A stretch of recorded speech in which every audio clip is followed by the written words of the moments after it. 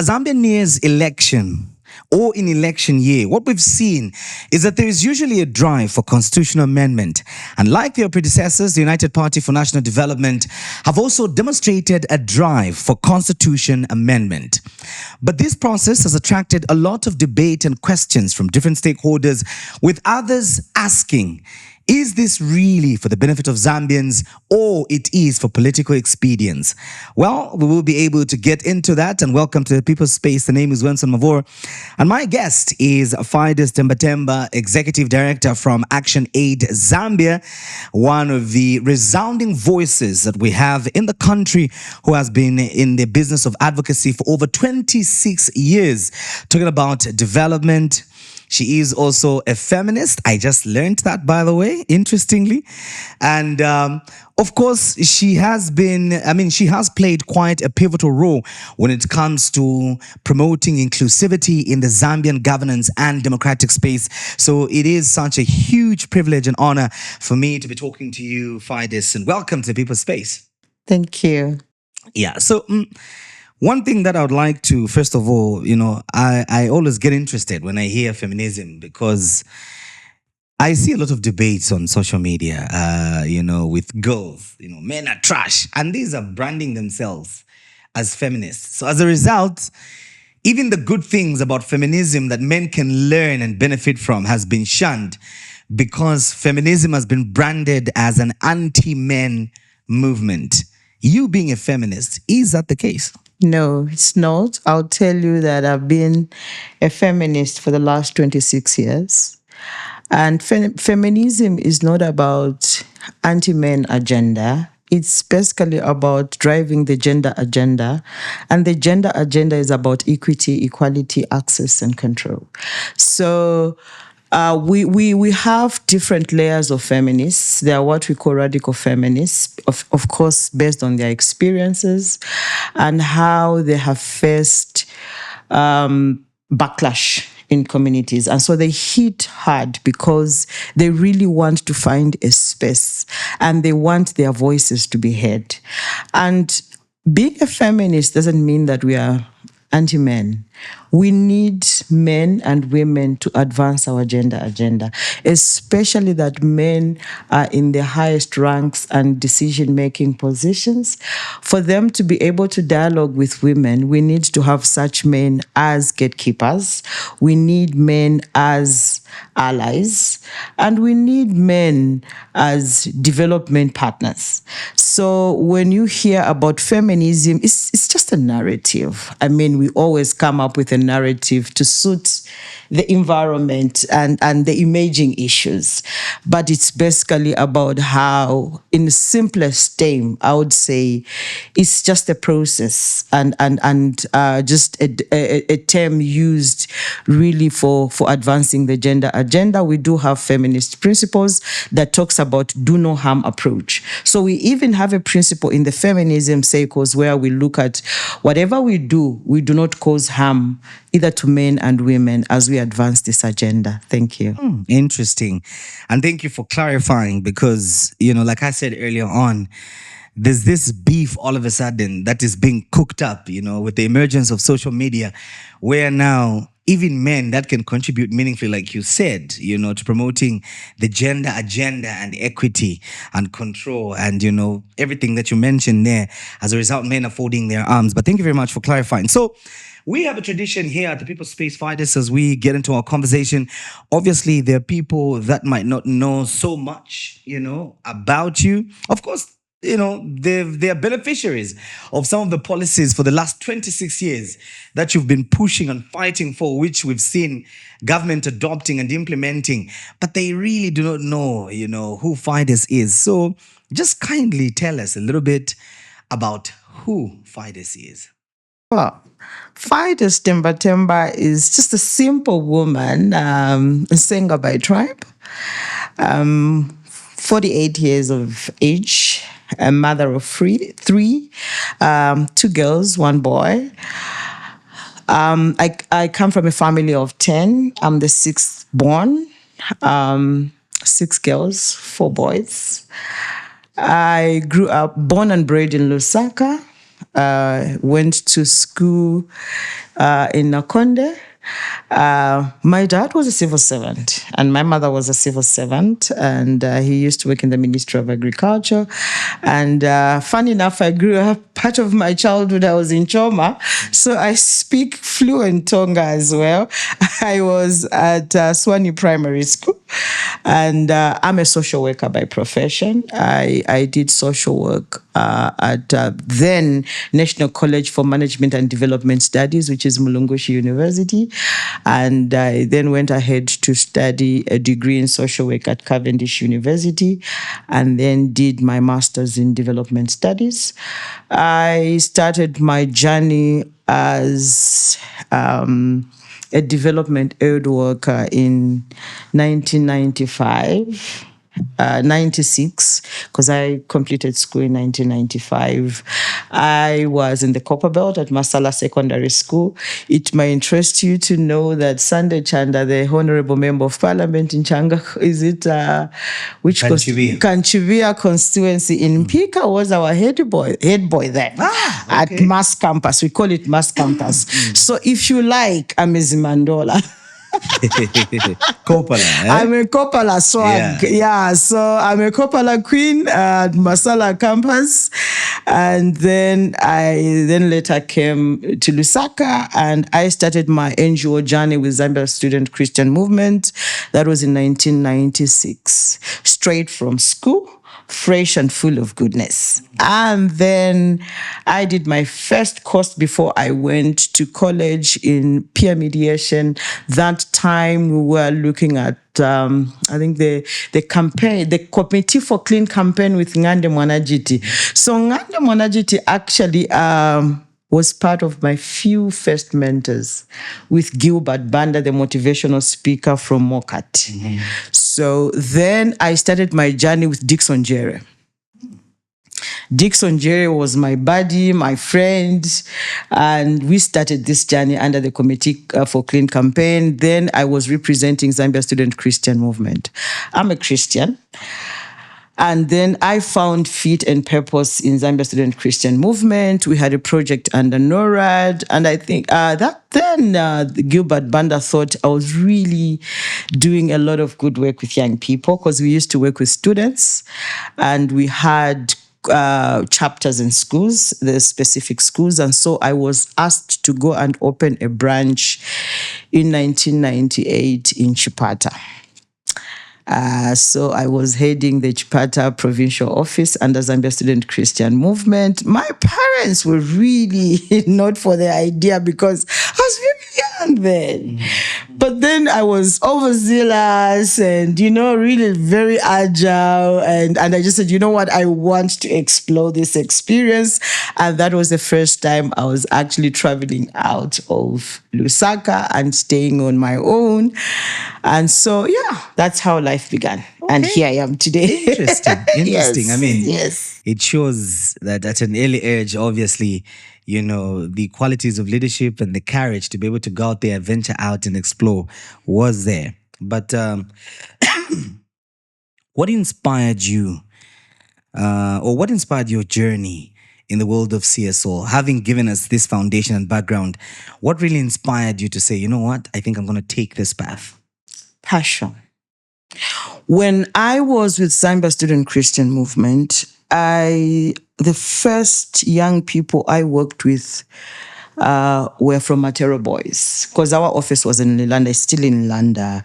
And one of those was Master Chimbala. He was then at Matero Boys. And I think there was something that happened, and he was out of school. And we had a choir of young people who were not in employment, and they were not. Yes, and then they were not, Lilanda, the young people and all. And so we had, as Zambia Student Christian Movement, aside what the campaigns around what we were doing, like, having a Christian movement, a gathering, but also looking at development from a Christian perspective, because then Zambia had already been declared a Christian nation. And so we thought, what kind of impact would we create as Christians if we go in the space, because we want to believe that life is spiritual. And so whatever we do as a Christian nation has a great impact. And we thought as Christians, we should not be left behind in the developmental aspects of this nation. And so as we would actually go into schools, talk to young people, have debates, and just engage in national issues. At that time, we're engaging in the Committee for Clean campaign. How can Christians be part of the campaign system, but also how can Christians participate in elections, and just provide guidance from a Christian perspective. And how passionate our late second president was about just the Christian movement. And so for me, having to interact with young people then gave me the drive to pursue, because in the NGO sector, that's the only space I felt that I would actually speak openly and freely without being given instructions. Like I would really come out as me and do what I'm passionate about, and be able also to transfer skill and knowledge and information. Then Zambia, I think, coming from a one-party state, we would find that it was very difficult to interact with government. The bureaucratic systems were out of this world. It was difficult to walk into a government office and demand for documents and they would give you. It was difficult to get into a government space and just speak to a minister the way we speak to them today. It was unheard of. It was meant for the elite. You know what I mean? Because we were used to assist. I remember growing up, when we hear Kaunda is going to the airport, then we would line up in the streets. And that was the only time we would actually see the president, And then the only ones we would interact with were the chairman in the ward. You remember the chairman, and they had so much authority then.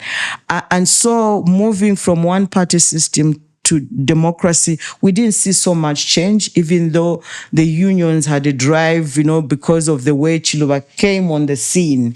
And then we saw that drive, but then it was the old people, and we thought, how can we then begin to, transform, our communities, our spaces, our schools. And so I had an opportunity under Zambia Student Christian Movement to travel to South Africa, Cape Town in particular, and we had partnered with Future Links then. And then Future Links did train us on youth participatory. We had undergone trainings on mediation, peer mediation, youth engagement. And so I was excited just to come back and just try these methodologies and just transfer the skills. I would tell you that growing up, I wanted to be a police officer. Wow, interesting. You're a police officer. Okay. I wanted to be a uniform person because we're coming from a regime that was authoritative. Yeah. And the police then had so much authority, and the vigilantes. I remember the first time, I think the passion of me becoming a police officer was like, okay, when we were lining up for commodities then in the late 80s. We were at Moisen stores. We were asked to go and buy cooking oil, and we had to go at 02. And then the vigilantes had more authority. They would beat people, they would drag people out of the queues. The police officers would come and, them they would just walk in and buy whatever they needed to buy. So I would always tell my family members, I want to become a police officer so that whenever you want anything, it will be easy. I'll just go in there and get it for you or buy it for you. But when I went into this space through Zambia Student Christian Movement, it was amazing. It was so amazing. Every day that I talked to young people in schools, Matero boys then, I saw my life changing. I think the impact was double ways. It was not only for the students, but for you as well. For me as well. Interesting. Now let's get to the heart of our conversation today, which obviously is the topic, the hot topic. You know, we've seen press briefings, I think almost every day, people defending, talking, attacking, giving their perspective on this. And it is the Constitutional Amendment. And obviously, I like to use the word, we are around that time when this again becomes a topic. So I've heard a lot of things, people have said this, people have said that, and Zambians who may not be very much technically aware of this particular thing, I've been hearing so many voices. But from your perspective, what is the objective of constitutional amendment? Especially that, we're seeing it at a time such as this. First and foremost, a constitution is a supreme law of the land. This is I think I would say, the most comprehensive document that anchors all the pieces of legislation in this country. So every piece of legislation, talk about the NGO bill, we talk about the Public Order Act, they all should be aligned to the Constitution. So I would say that a constitution is what protects you and me as ordinary citizens. That's where our voice is. And for me, this is why it's unfortunate that constitutional amendments have been now reduced to an election process, because that's what not the Constitution is all about. It's the supreme law of the land. So the question would be, why should we be talking about constitutional amendments during election period, if the Constitution is the supreme law of the land? So, and then if it's the piece of legislation that protects you and me, an ordinary Zambian citizen, regardless of where they're educated, their political affiliation, have a stake in the constitutional amendment process. Because that's the only thing we have. It's like a country. That's the only country you have. Your family that you have, that's the only family you have. And therefore, when there are funerals, when there are weddings, when you are happy, as a family, you get a moment to get together and speak and hear each other, because that's the only institution you have as a family. So even for Zambia, that's the only piece of legislation that is so comprehensive that can protect you and me. That's the only thing we have. So this is why you and me and other children, even the unborn children, have a stake in the Constitution. And so it will be careless of any government that comes in power to relegate or maybe to zero the Constitution to an election process. I want to believe that a country has electoral reforms. If they want to change anything that suits elections, we should go to different pieces of legislation that guides. We're talking about delimitation. There is a starting point. We have the Local Government Act. We have the CDF Act. We have different other pieces of legislation that can be revised and then feed into what we want to see in the Constitution. Using the Constitution to patch, or using or getting the Constitution to, or subjecting it to patchworks of amendments is unfortunate, especially that we have a strong legal system in Zambia, and we have legal frameworks, and we have our learned colleagues that can guide, and we even have a specific ministry, the Ministry of Justice, that understands how the whole process works. This is a people-centered and driven process. It's not a government-driven process. And therefore, the demand to amend the Constitution should start with the Zambian people. Interesting. And not always the politicians coming to us to tell us. Anyway, we are discussing the Constitutional Amendment, and my guest on People's Space podcast today is Faides Temba Temba, all the way from ActionAid Zambia. She is the executive director, and of course, we are looking and interrogating what is really the motive for this constitutional amendment? Is it a reflection of the majority of Zambians, the voiceless, as Faides called them earlier on? And to those of you that have been keenly following and watching the People Space podcast, I have great news for you. You do stand a chance to win yourself some fantastic and amazing prizes by simply being more interactive on the platforms where we do broadcast the People Space podcast. That is the Center for Trade Policy and Development on YouTube and Facebook, and CTPD Zambia on platforms such as TikTok, Twitter, and those of you that do tag and share or maybe comment on the platforms, specifically on one of the episodes of People Space podcast, you do stand a chance to win some amazing prizes ranging from mug cups, t-shirts, capes, and of course other amazing prizes. And we do also give you an opportunity to be able to have a chance to interact with our guests, such as Faides here. If you want to learn a whole lot about, not only the Constitution, but just generally her journey, get inspiration and mentorship, you do also stand a chance to be able to be accorded that opportunity. But hey, it only comes when you get to participate on those social media platforms that I just shared on. See you shortly. We'll take a break for now. Hello, my name is Dr. Johnston Chwanda, independent energy expert in Zambia and beyond. Join me as we'll be discussing pertinent issues in the energy sector, the energy sector reforms, the power purchase agreements, how they can be used to shape and unlock project funding, and how they can harm a country if they are not shaped well.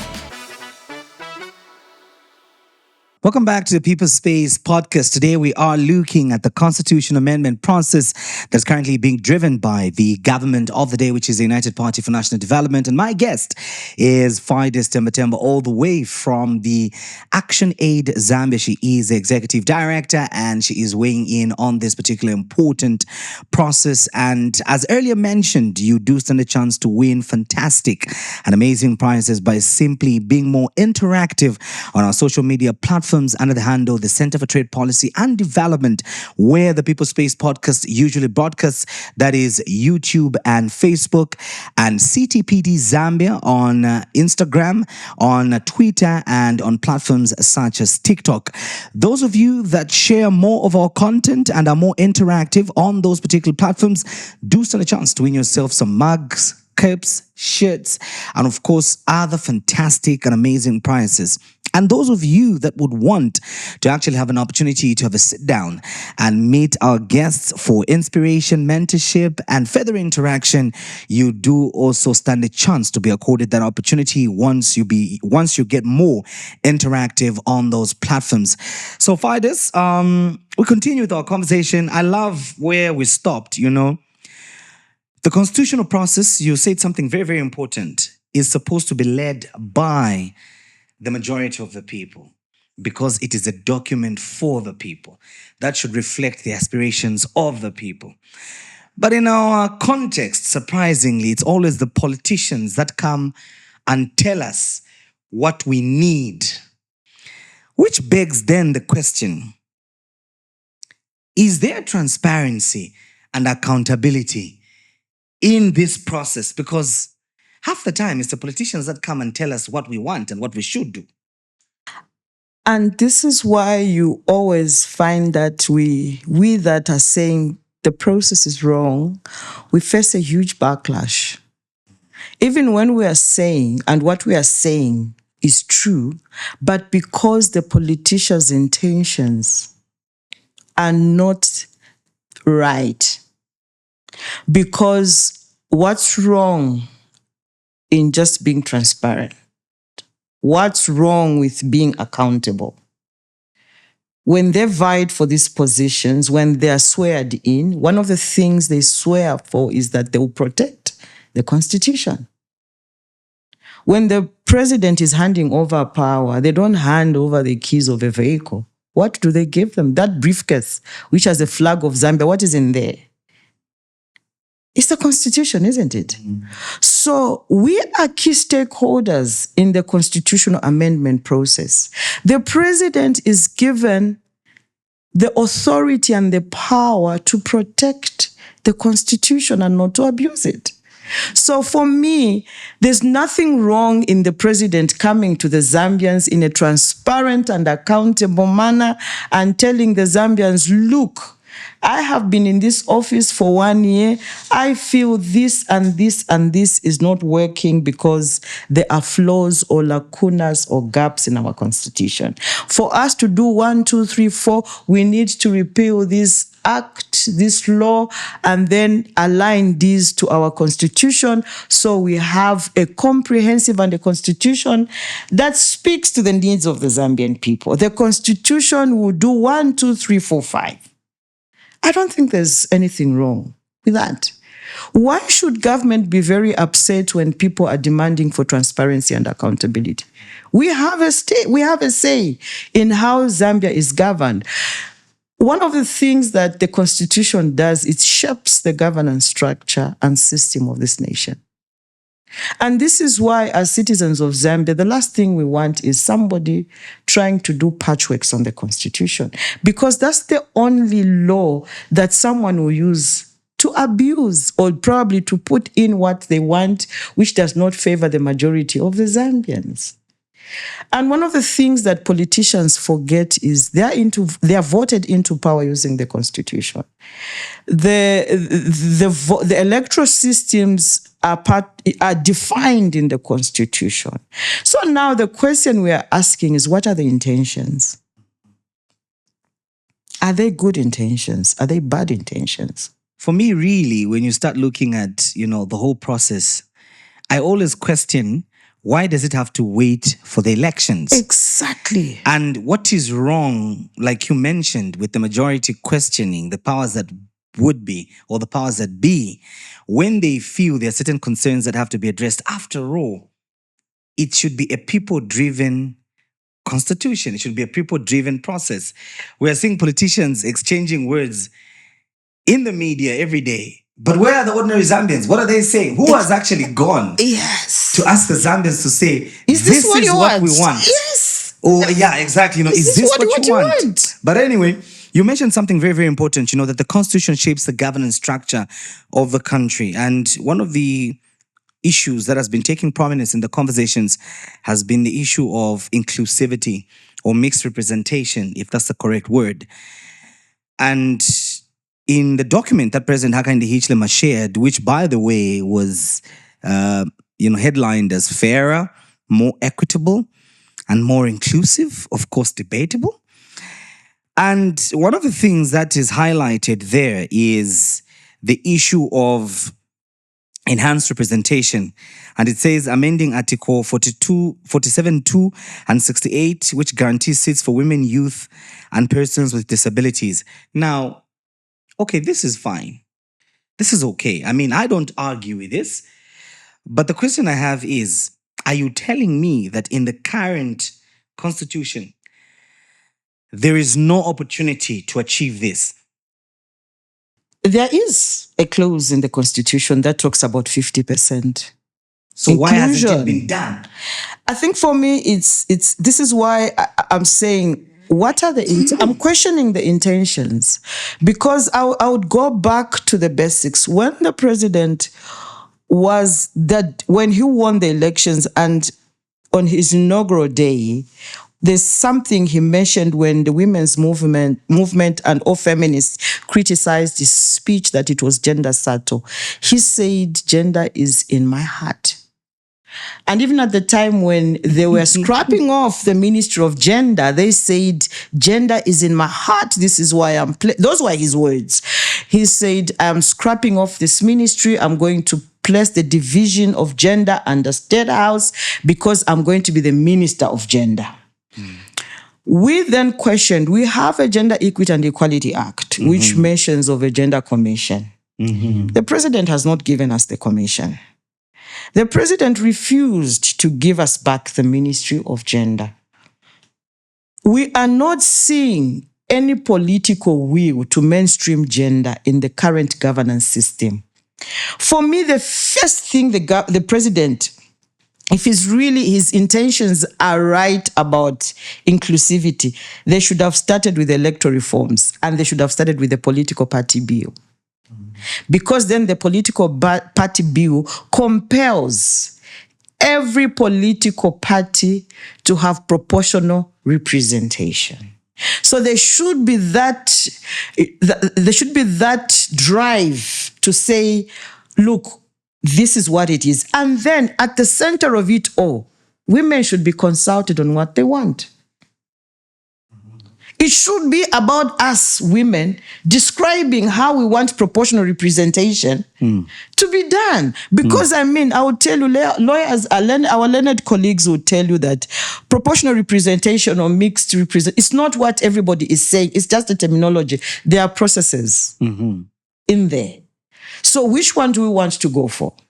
You know what I mean? So for me, I feel like this issue of not consulting, not engaging and pronouncing, and it becomes like, I would say like a footballer, we call them cheerleader, is not something that should be entertained in the governance system. We have to interrogate the intentions. We have to interrogate the motive. Secondly, we are saying there's nothing wrong. I'll tell you, nobody is saying there's anything wrong in amending the Constitution. What we are saying is the timing and the process. Because if it's a people-driven document, we should have ample time to have consultations. If I look at the roadmap that was given to us by the Minister of Justice, because we didn't participate. So she actually just stated, this is the roadmap.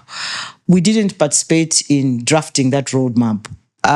It's like we were being told, today, 26th of March, this is what we have done, we have announced.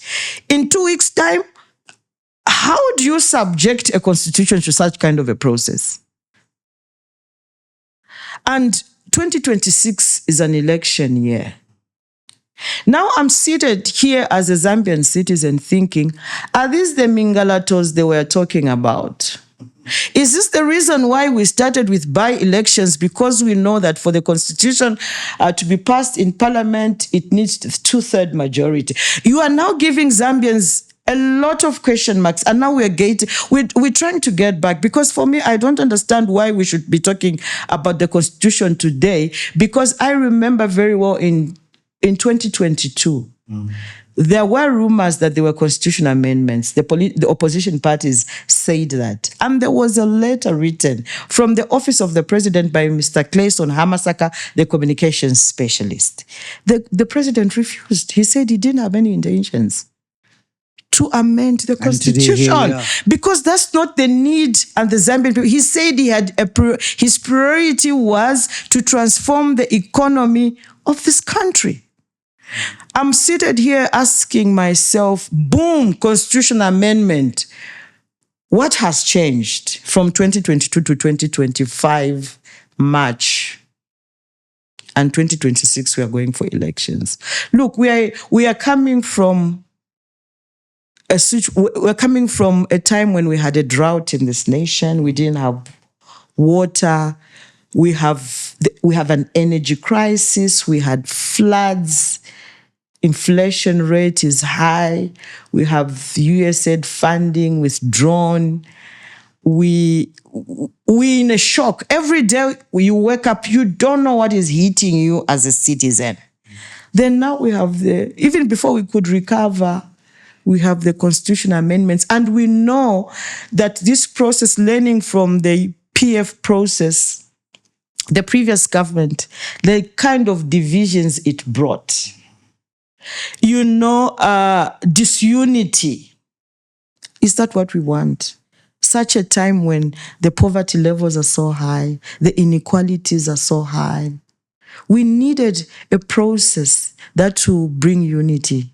We needed a process. Who agree to disagree, quite okay, but there should be unity of purpose. The other issue that I find quite interesting is the issue of increasing the number of nominated members of parliament.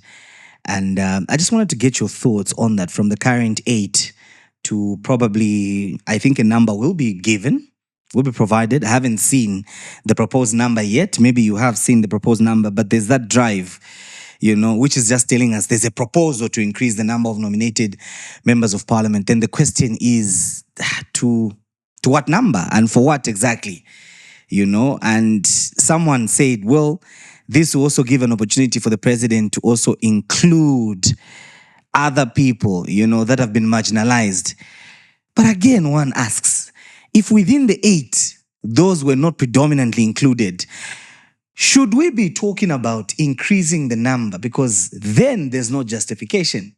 If out of the 8, you brought in 5 who are of the marginalized demographies, then you can say, you know what? We have 5. We've demonstrated that we're capable. So we need to go to 15 so that we can bring in more. Yes. And for me, a classic example, even after saying the women's movement and we want inclusivity, local government minister dismissal, replacement, boom. A man. A youth adult. So this is why I'm questioning, what is the motive? What is the intention? Because if you say something and you do something different, then people begin to question your integrity. And one of the things that our current government has not done well is communication. We have seen communication that comes as a threat. We've seen communication that comes as an instruction. We've seen communication that has come as a command. It's like we are in a military space where I have said and it has to be done, take it or leave it. I don't think that's what is supposed to happen. We need to dialogue as a country. And Zambia is a Christian nation. So from the civil space, when you say there is need for proper dialogue, as civil society right now, would you say that it's a bit of a challenge right now when it comes to dialogue because of some of the factors that you highlighted with regards the type of communication and environment? Yes, it's for us, for me, my experience has been that it's difficult to trust government now, even if you sit and dialogue. Because when I sit and dialogue with you, we should have a common goal. We'll agree to disagree, but let's have a unity of purpose. Let's agree and say, okay, this is the direction we are taking collectively as a nation. So if they sit with the traditional leaders, they sit with the church, they sit with civil society actors, probably the ward leaders, we should see the deliberate move of government trying to incorporate or just getting the views of the Zambian people and beginning to act. You sit and dialogue, the next thing you get instructions and commands. I mean, look at just the way the roadmap was presented to the Zambian people. Is that the right way to communicate to your people? Is that the right way to communicate to your citizens? So for me, what is dialogue? What is consensus building? How do we improve our communication? It's not what you say, it's how you say it. What you say and how you say it matters. So one of the things our current government needs to learn is how are we communicating? Is what we are communicating a representative of what the people are saying? Or are we communicating enough to accommodate the opinions and the views of other people? How are we saying? What language are we using? The tone of voice. That matters. Because if you come here and scream, already there's that level of intimidation. And I'm sure you have seen a number of organizations that have gone in the space and said no. You have seen how the backlash has been. No, you are not working with government. I'll tell you, civil society actors, we have done a lot to supplement or complement government efforts. We go in the communities, we build schools, we build bridges with government, we work with government. For us to do whatever it is that we need to do in the communities, we have our requests approved from government. There's never been a time when government has come and said, you civil society organizations, why are you building a bridge here? You're not doing anything. But the moment we say, no, this process is wrong, then we get a backlash. They have never taken time to say, look, let's listen. What are they saying? These are our key stakeholders. Why is it that we only become aliens when there are such processes and when we say no to such processes?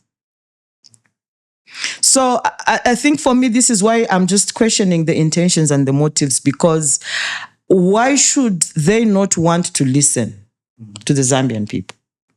Because even if I came in as Faides Temba Temba, not even as the ActionAid or the voice of the marginalized or the women, I have a right to question the intentions and the motives of the process of the constitutional amendment, because I am a citizen of Zambia.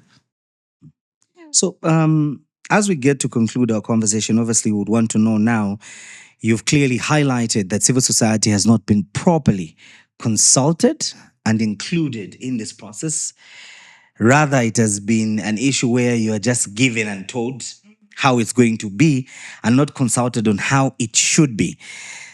There are so many provisions, looking at the document, that I saw, the president share on his Facebook page. You're talking about, there was a proposal to lower experience when it comes to the Secretary to Cabinet qualification from 10 to 5. There are issues to curb the issue of by-elections, inter-party vacancy, that problem, they want to deal with it. There's the issue of, the term limits that you touched on earlier on. There is so much that they've proposed, that the president shared as some of the proposals to amend the constitution. What is civil society going to do? Because there are people in George Compound that may not know about this. People in Kanyama, in Maziopa, may not even understand what this is all about. But so far, this is what we've been given by the establishment. So what is civil society going to do to be able to try and bridge this inclusivity gap that clearly we've identified? The best thing for us to do collectively is to get back to the citizens and begin to popularize or create awareness of the entire constitution, simplified to a language where they'll be able to understand and appreciate, but just, break it down to their level and just hear their concerns and their views, because I want to believe that there is so much wisdom from the communities. When we go to vote, we don't look at education standards. We understand those electoral processes. So for me, we will collectively as civil society actors, community-based organization, faith-based organization, the churches, based on what the roadmap that has been given to us by the government, we will conscientize and sensitize community members and just ask for their opinion and their views, their voice, and what they think is right, and whether they are ready for a process of this nature now that we are going for the 2026 elections. I think we can't impose anything. We'll leave it for them to speak as well. And whatever they tell us to give to government, because we provide a platform and a space, we will definitely provide that platform and space. If it entails coming back to you and say, look, we will bring these women on your podcast to speak, because probably that's the only way government will listen to hear that the voices of the people are here. We will do that, because I think that is our role as civil society actors. Finally, before I let you go, what is your last words to the powers that be driving this process, and also to the citizens? Again, what is your final word? This is your constitution. We only have one constitution. This is your country. We only have one Zambia, one nation. Take interest in the governance systems of this country. You don't need to have a degree for you to appreciate and understand Constitution and the authority the Constitution has, and also just the governance stake of this nation. But most importantly to our leaders is, I'll reiterate what I said earlier, to say we are key partners and key stakeholders. And when we come and say this is wrong, we are not your enemies. We actually interested parties, because this is our constitution. Can we talk? Create a platform, hear what the people are saying. Secondly, I think there's no need to rush this process. There's so many pieces of legislation right now being repealed, and some of them being drafted. Some of them have just been, like they're now in Parliament for the first reading. Can we wait for all this process to end? We've not seen the electoral reform under the Elections Commission of Zambia. They were consulting citizens. We've not seen that report. We've not validated that report. Give us time to breathe.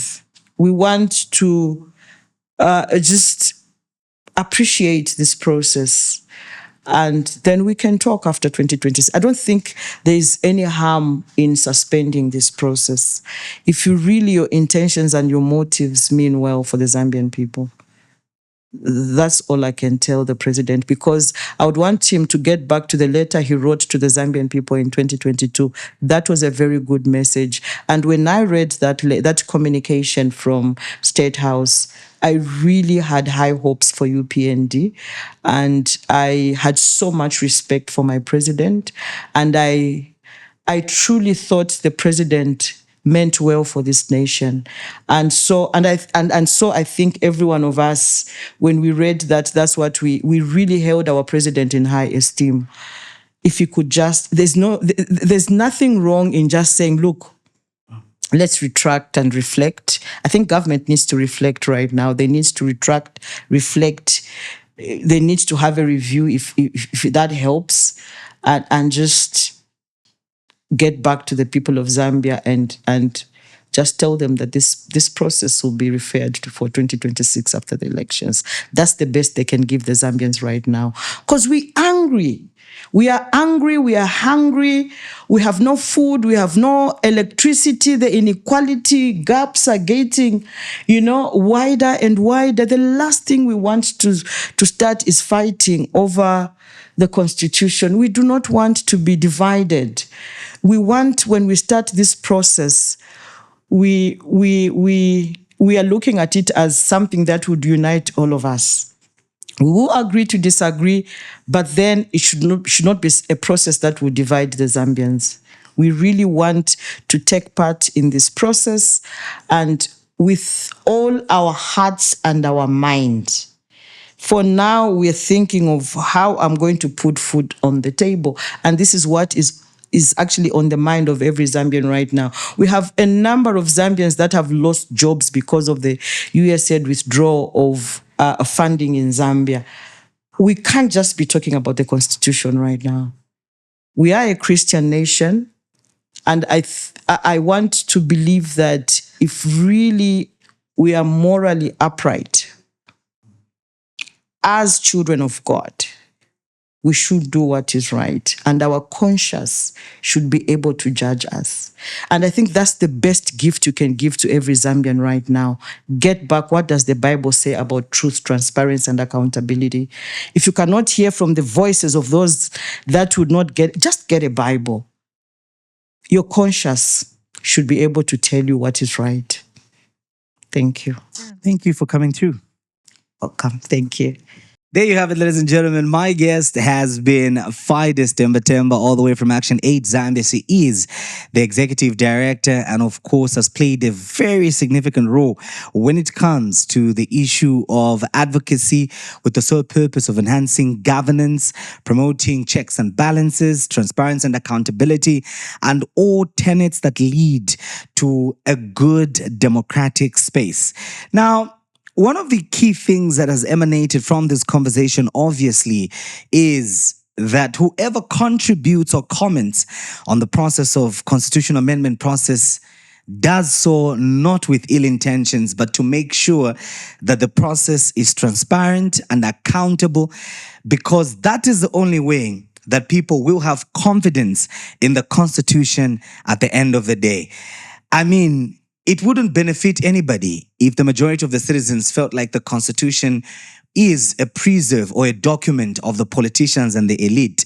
But what can close that gap is when we create a platform as guided by Faides, which includes everybody to participate, debate, understand, and meaningfully contribute, so that we can all create a constitution that we'll be proud to look at and be able to defend.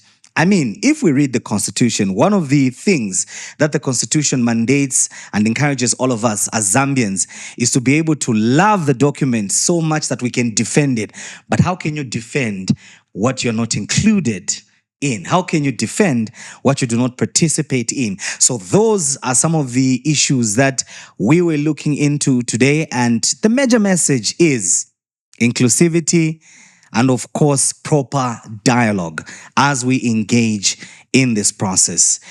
So you can win yourself some amazing prizes as you get to enjoy and interact with us on the People's Space podcast under the handles the Center for Trade Policy and Development on YouTube and Facebook, and CTPD Zambia on TikTok and Twitter.